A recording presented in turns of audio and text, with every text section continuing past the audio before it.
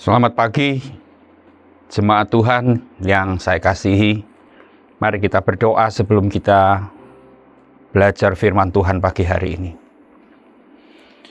Kami tahu Tuhan, di tengah-tengah ancaman virus Omikron atau apapun, bencana alam, dan apapun yang terjadi, tapi kami tetap tahu dan tetap percaya bahwa ada perlindungan di dalam darah Yesus untuk setiap kami, hamba-hambamu, anak-anakmu yang sungguh-sungguh bergantung dan melakukan semua kehendak-Mu dalam hidup kami. Terima kasih untuk pagi yang baru, terima kasih untuk perjumpaan secara pribadi dengan Tuhan dalam penyembahan kami pagi ini. Walaupun kami lakukan di rumah kami masing-masing, tapi kami tetap alami hadirat Tuhan, tapi kami tetap menikmati hadirat Tuhan dalam penyembahan kami. Dan sebentar kami mau terima firman-Mu, kami mau diajar oleh firman-Mu. Kami tidak pernah merasa terlalu senior untuk tidak belajar firman-Mu. Kami tidak pernah merasa terlalu pandai, terlalu berpengalaman, sehingga kami menganggap bahwa kami sudah tahu segala-galanya. Tetapi biar kami tetap rendah hati di hadapan-Mu. Walaupun kami tahu, walaupun kami punya banyak pengalaman, tapi kami selalu menerima firman-Mu dengan hati yang terbuka. Kami selalu menerima firman-Mu dengan hati yang haus dan lapar, karena kami percaya setiap firman yang disampaikan itu Tuhan akan sungguh menjadi berkat dalam hidup kami, menjadi pesan yang penting sehingga jalan-jalan kami menjadi jalan-jalan yang lurus di hadapan Tuhan. Terima kasih, berkati kami, urapi kami semuanya di dalam nama Yesus. Amin. Shalom Bapak Ibu, jemaat Tuhan, selamat pagi. Saya percaya kita semua tetap dalam kondisi badan yang sehat. Saya percaya saudara tetap ada di dalam penyertaan Tuhan dan tetap ada dalam keadaan yang baik-baik. Haleluya. Pembacaan kita pagi hari ini adalah dalam 2 Tawarikh 30. Ya, sebetulnya 2 Tawarikh 30 ini berbicara tentang perjuangan Hizkia. Hizkia Raja Yehuda adalah raja yang takut akan Tuhan. Ya, tidak seperti nenek moyangnya, Bapak Ibu. Hizkia adalah raja yang takut akan Tuhan dan hidupnya benar. Dan dia punya mimpi, dan dia punya, dengan mimpinya supaya terwujud dia mau berjuang keras, ya, mau berjuang supaya apa? Supaya ibadah-ibadah bisa diadakan lagi di rumah Tuhan.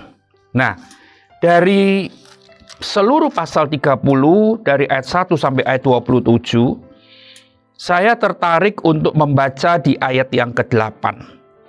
2 Tawarikh 30 ayat yang ke-8 dikatakan begini, sekarang janganlah tegar tengkuk seperti nenek moyangmu.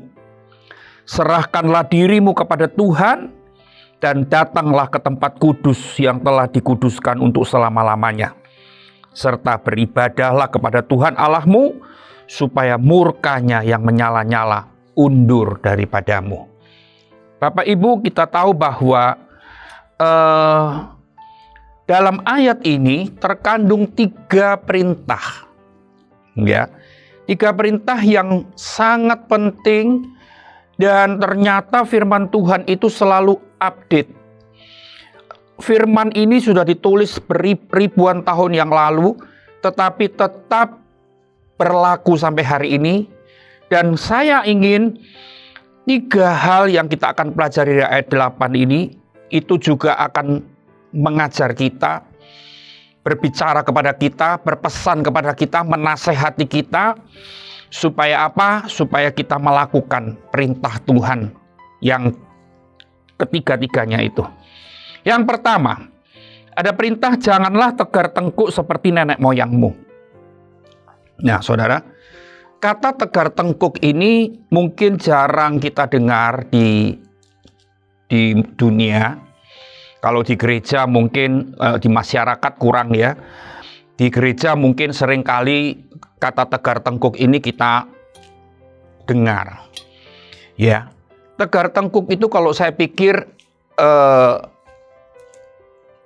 sama, identik dengan keras kepala, keras hati.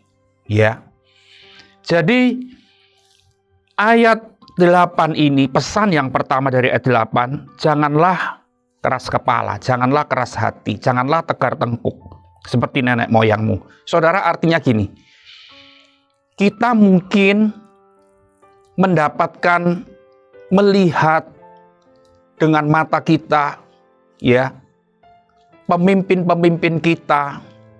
Ya, kalau saya ngomong pemimpin ini mungkin orang-orang yang punya otoritas dalam diri kita, dalam hidup kita. Pemimpin di mana-mana kita pasti punya atasan, punya otoritas. Ya. Atau itu orang tua kita, atau kakek nenek kita, atau siapapun, ya. Jangan mungkin kita pernah melihat dan dengan mata kepala kita sendiri bahwa mereka adalah orang yang keras hati, adalah orang yang keras kepala.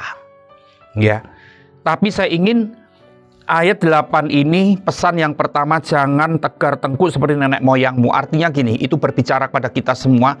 Janganlah kita tegar tengkuk walaupun kita melihat otoritas kita, orang-orang yang harusnya memberi teladan yang baik untuk kita, dengan kelembutan hati, dengan kepekaan hati kepada Tuhan. Itu harusnya kita melihat teladan seperti itu, tetapi ternyata kita seringkali melihat keteladanan yang kurang baik dari otoritas kita dimanapun. Mungkin itu orang tua kita atau siapa lagi yang ada di atas kita. Bapak, Ibu, Saudara, berbicara soal tegar tengkuk ini adalah sesuatu yang penting. Ya, karena orang yang tegar tengkuk, dia tidak pernah mau menerima sesuatu dengan baik. Ya, beda dengan orang yang lembut hatinya, dengan peka hatinya. Ketika dia menerima nasihat, ketika dia menerima teguran, ketika dia menerima firman, dia menerima perintah, itu tidak perlu terlalu dengan waktu yang lama, dia langsung melakukan. Dia langsung menerima dengan semua sepenuh hatinya. Dan dia bukan cuma berhenti sampai menerima, dia akan melakukannya dengan sukacita. Walaupun mungkin perintah itu sulit bagi dia. Walaupun mungkin perintah itu sesuatu yang tidak mudah untuk dia lakukan.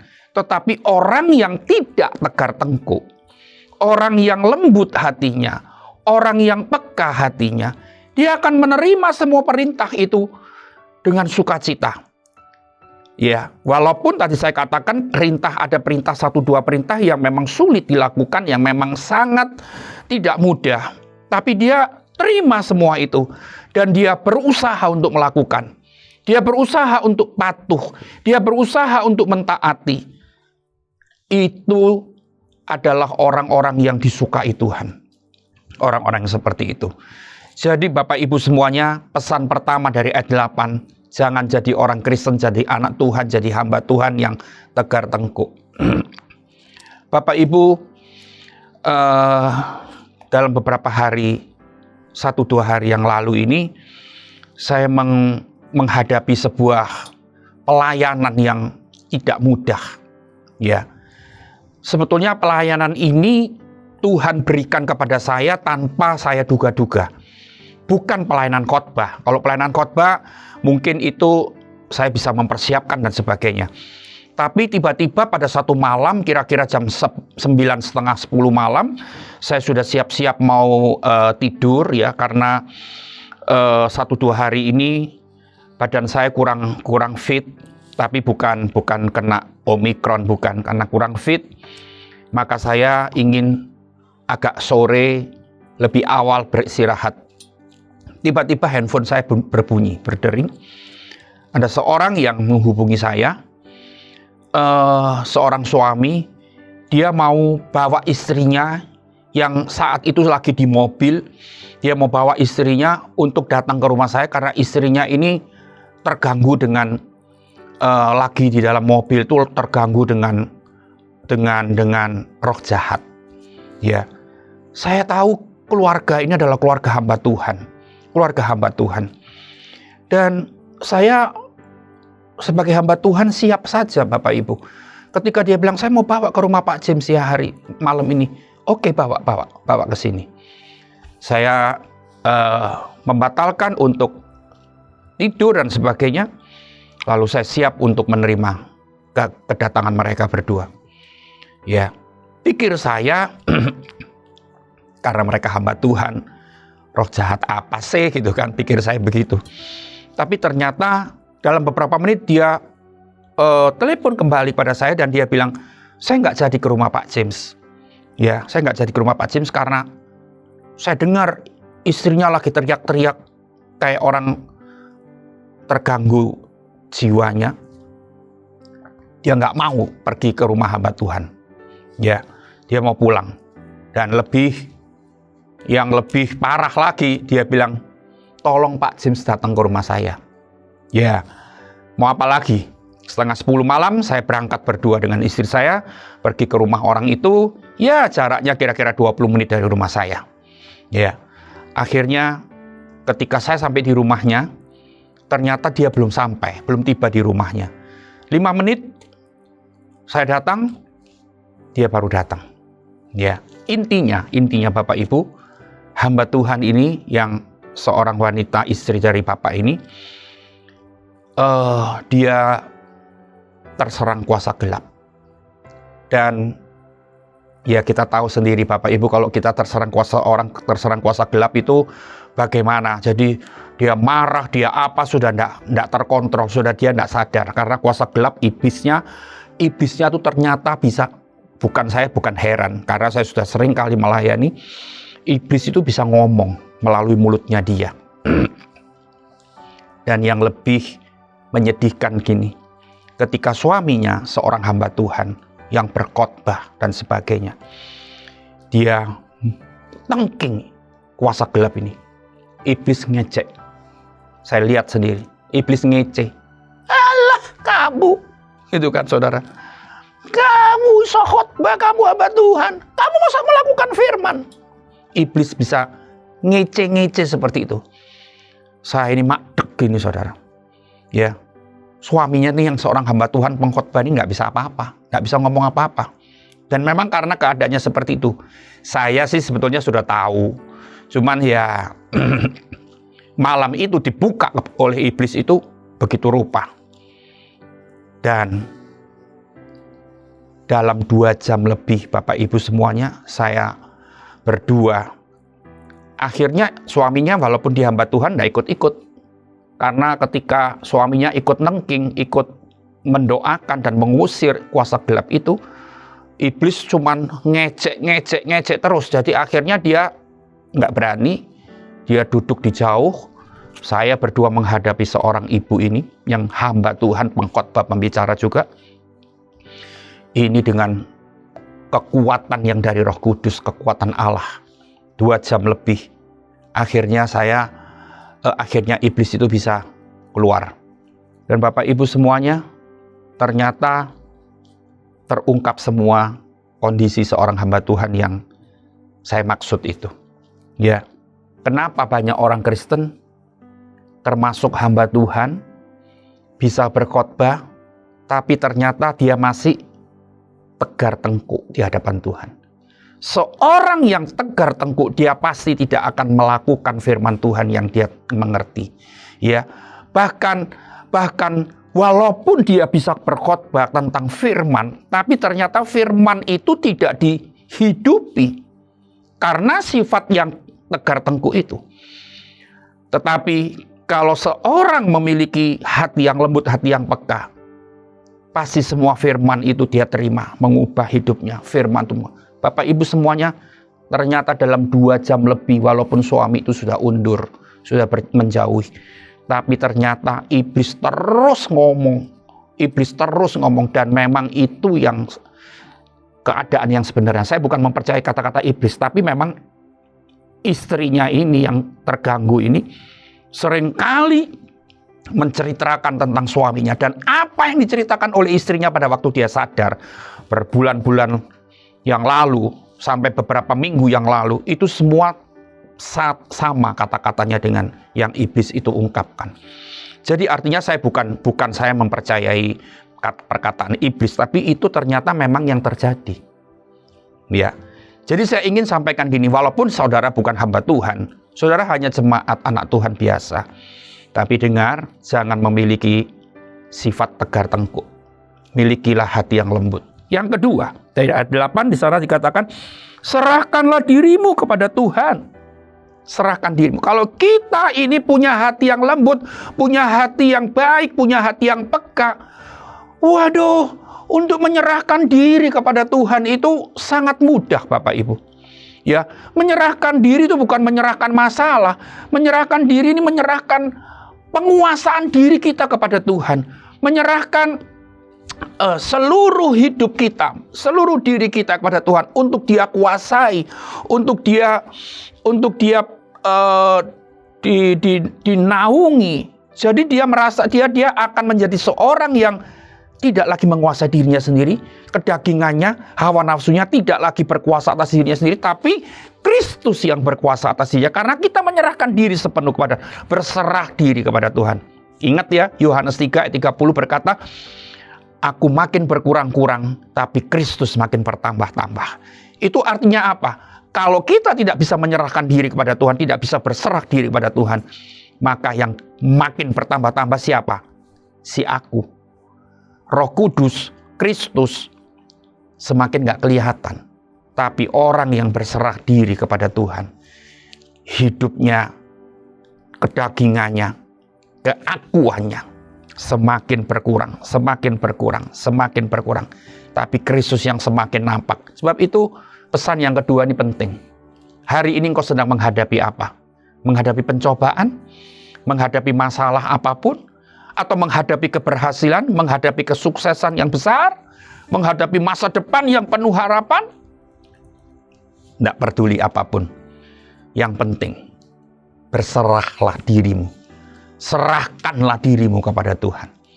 Ketika engkau berhasil hari ini, ketika engkau mengalami banyak mujizat, ketika engkau dibawa naik sama Tuhan, engkau berserah diri. Saya percaya, posisimu yang di atas itu akan konstan, akan permanen, dan bukan cuma permanen, tapi Tuhan akan mengangkat engkau lebih tinggi lagi, mempercayakan engkau lebih besar lagi. Tetapi ketika engkau tidak menyerahkan dirimu kepada Tuhan, engkau mulai dengan keberhasilanmu, engkau mulai tinggi hati, engkau mulai congkak. Firman Tuhan berkata, engkau akan jatuh, engkau akan hancur.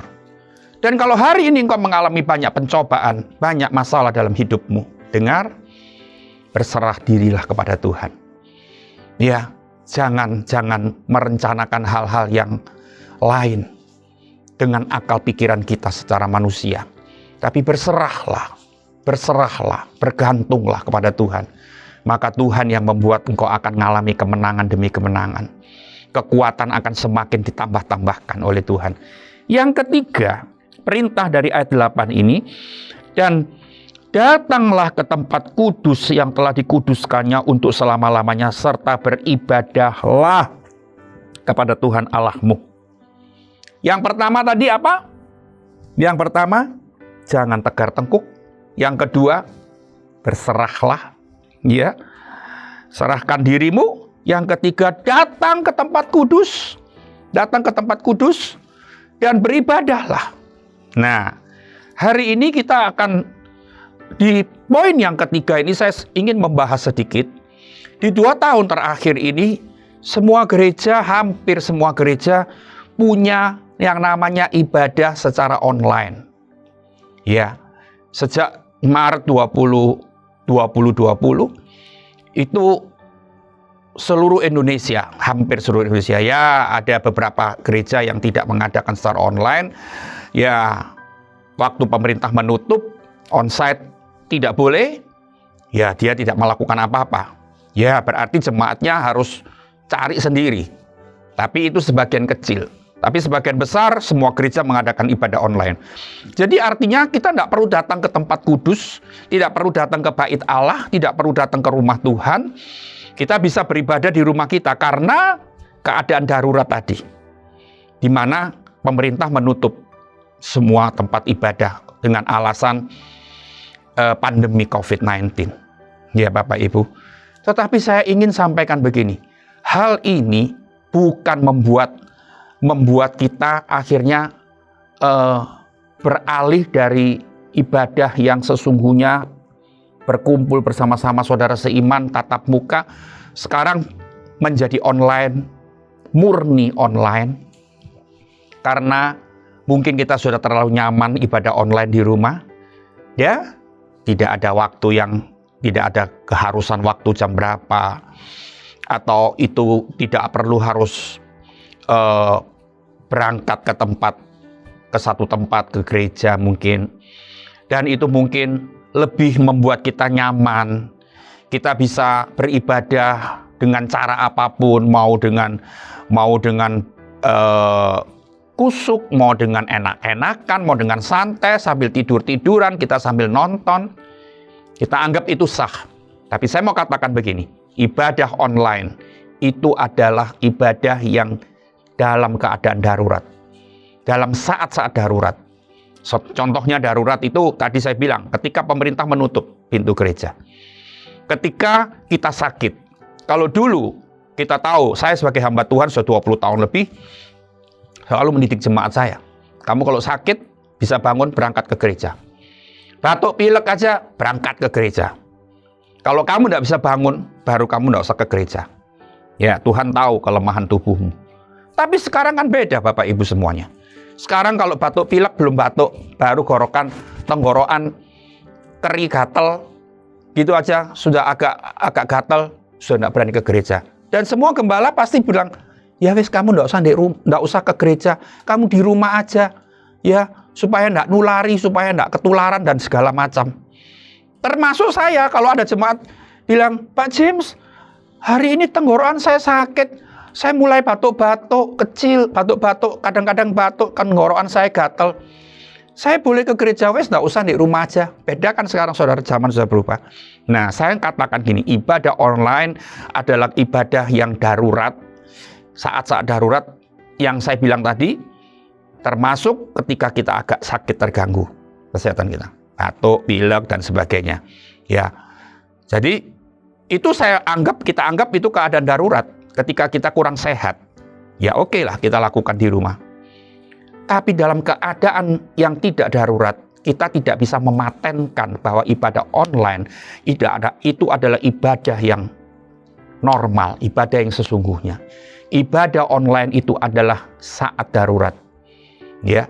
Tapi kalau tidak darurat, kita harus datang ke tempat kudus Tuhan, kita beribadah bersama-sama umat Tuhan yang lain. Itu yang kita harus tahu. Jangan sampai karena ibadah kita 2 tahun diganggu dengan COVID-19, dengan varian-varian baru. Ibadah kita jadi amburadul. Ibadah kita jadi nggak khidmat. Dulu minggu pertama perjamuan kudus, kita selalu, jangan sampai kita tidak bersekutu dengan tubuh dan darah Yesus. Ya, kita harus datang di ibadah pagi atau siang atau sore atau malam, kita selalu datang. Nggak mau sampai absen. Nggak mau sampai dalam bulan yang baru itu kita nggak minum perjamuan kudus. Sekarang biar perjamuan kudus ya nggak posing. Wong ibadah online, saya nggak punya roti, nggak punya hosting, nggak punya anggur, ya sudah lihat aja. Ya Bapak Ibu semuanya, hati-hatilah karena ini termasuk perintah Tuhan. Terakhir dari ayat 8 berkata gini, supaya murkanya yang menyala-nyala undur daripadamu. Itu ya, ini yang menakutkan ini. Jadi artinya gini, kalau kita tidak melakukan 3 hal, kita tegar tengkuk, kita tidak berserah diri, kita tidak beribadah dengan sungguh-sungguh di rumah Tuhan, tempat kudus Tuhan, murkanya akan menyala-nyala. Tapi kalau kita melakukan 3 hal itu, dia undur, murkanya undur daripada kita. Saya berdoa, kita semua berdoa, yang ada di atas kita ini, anugerah Tuhan, ya kan? Kuasa Tuhan. Saya kalau tiap pagi itu berdoa untuk seluruh keluarga saya, anak-anak saya, untuk jemaat itu, Tidak habis-habis rasanya dengan sepenuh hati minta supaya perlindungan darah Yesus, kuasa Tuhan, membentengi darah Yesus, menyucikan, menjaga, wah macam-macam. Jangan sampai murka Tuhan yang ada menyala-nyala di atas hidup kita. Ya saudara, sebab itu hari ini kita sadar bahwa jangan sampai kita jadi orang tegar tengkuk, tidak berserah diri, dan menjauhi ibadah yang di tempat kudus Tuhan. Perhatikan kata-kata firman di ayat 8 dari 2 Tawarik 30 ini. Mari kita sebagai jemaat Tuhan, kita sadar dan kita harus segera memperbaiki. Ya, supaya murka Tuhan diganti dengan anugerah Tuhan. Murka Tuhan surut, dan yang menyala-nyala adalah kemurahan Tuhan, kebaikan Tuhan. Segala yang rahmat Tuhan itu yang menyala-nyala untuk kita. Mari kita berdoa. Bapa, di dalam nama Yesus kami sudah menyampaikan isi hati-Mu pagi ini kepada seluruh jemaat Tuhan. Kami percaya Tuhan, selebihnya hanya bisa Roh Kudus yang beracara dan berbicara secara pribadi dan menolong kami untuk kami tidak tegar tengkuk. Untuk kami semuanya menerima pesan firman-Mu ini, memperbaiki dan mengubah hati kami yang keras Tuhan. Terima kasih Bapak, kami percaya tidak ada murka-Mu yang menyala-nyala dalam hidup kami, tetapi yang adalah anugerah yang berlimpah-limpah dalam hidup kami. Sekali lagi Tuhan, kami berdoa biar jemaat-Mu mengalami kuasa anugerah Tuhan itu. Terima kasih, lindungi kami semuanya. Beri kami kesehatan yang terbaik. Kami percaya tidak ada kutuk di atas kami, tapi yang adalah berkat Tuhan. Berkat Tuhan juga untuk Tante Erna. Dia di usia yang semakin lanjut. Semakin anugerah-Mu, berkat-Mu, kemurahan-Mu berlimpah-limpah dicurahkan untuk hamba Tuhan ini, hamba-Mu ini Tuhan. Terima kasih. Kami bersyukur karena firman-Mu selalu mengingatkan kami dalam jalan kebenaran. Haleluya. Dalam nama Yesus kami berdoa. Amin. Tuhan Yesus memberkati saudara semuanya. Amin.